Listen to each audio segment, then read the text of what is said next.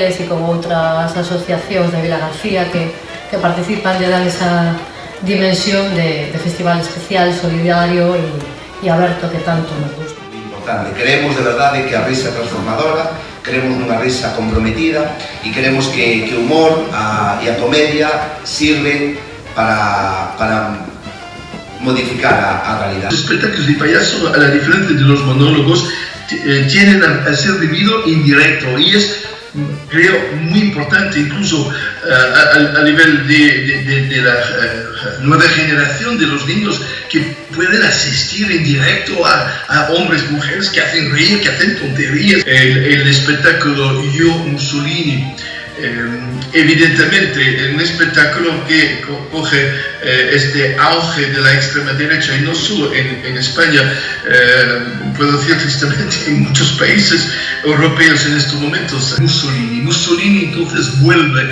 y da su opinión sobre Vox, da su opinión sobre Salvini en Italia o Trump en Estados Unidos. Y es más fascista que los demás, y tan fascista que al fin el espectáculo desmonta el fascismo para mostrando dónde nace el fascismo, cuál es lo que hay en el fondo del fascismo.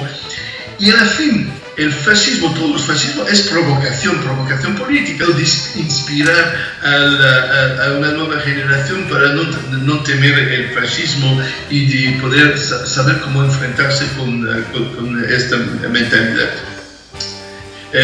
Todo esto para decir que creo que, como bien ha dicho Fran, yo soy también uno que piensa que la risa es un arma muy importante.